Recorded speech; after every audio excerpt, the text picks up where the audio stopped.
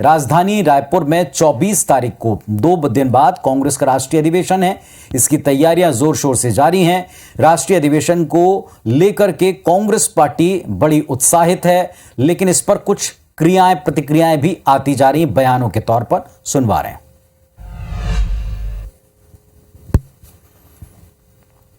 Certainly all the arrangements has been made. I think we are very happy that best arrangement has been made by the PCC and the Chief Minister of the state for this plenary session. आज वेणुगोपाल जी और तारिक अनवर आए थे और सभा स्थल और अधिवेशन स्थल का निरीक्षण उन्होंने किया है और परसों हमारे राष्ट्रीय अध्यक्ष खड़गे जी 23 तारीख को मध्याह्न 3 बजे के आसपास आने की संभावना है और हमारी तैयारी जोरों से चल रही है, अंतिम चरण में है। तो कांग्रेस पार्टी की पूरी प्रदेश इकाई प्रण प्राण से जुटी हुई है, जी जान लगाकर जुटी हुई है। राष्ट्रीय अधिवेशन छत्तीसगढ़ में होना इसे ऐतिहासिक बता रही है। 3 दिनों तक रायपुर में कांग्रेस का महाकुंभ होगा, इसे लेकर तैयारियां बनती भी हैं। छत्तीसगढ़ और देश की राजनीति के लिहाज से यह अधिवेशन काफी महत्वपूर्ण है। क्या अहमियत इसकी दिखती है, जरा इसको आज हम डिकोड कर लें।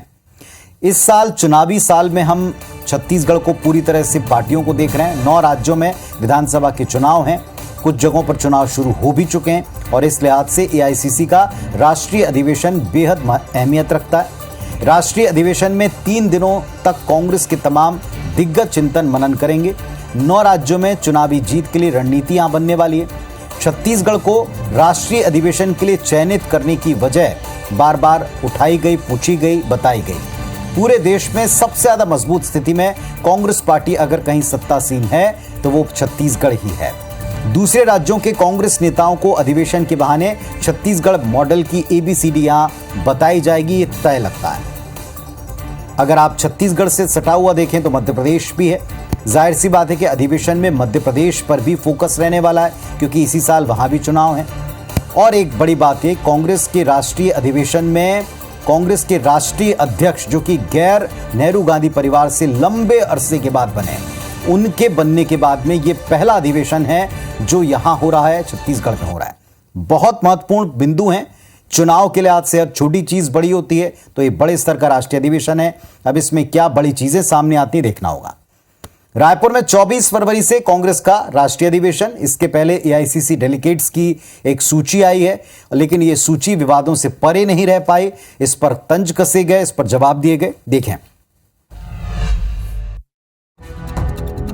रायपुर में 24 फरवरी से होने वाले एआईसीसी के राष्ट्रीय अधिवेशन से पहले डेलीगेट्स की सूची पर विवाद शुरू हो गया है। दिग्विजय सिंह के भाई और कांग्रेस विधायक लक्ष्मण सिंह ने ट्वीट कर आदिवासी नेता हीरालाल अलावा को सूची में शामिल करने की पैरवी की। उन्होंने हीरालाल अलावा को 2018 में सरकार बनाने में मददगार बताया। इधर कांग्रेस की डेलीगेट्स की सूची पर बीजेपी ने तंज कसा है। खानदानी पार्टी है, खानदानी मतलब भाई बहन की पार्टी, पिता पुत्र की पार्टी।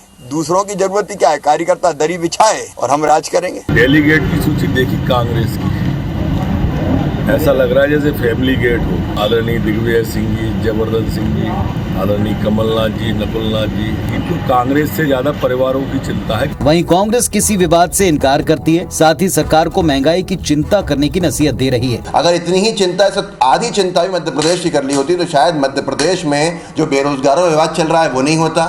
जाहिर है चुनाव नजदीक है और ऐसे में दोनों दल एक दूसरे पर हमला बोलने का कोई मौका नहीं छोड़ रहे।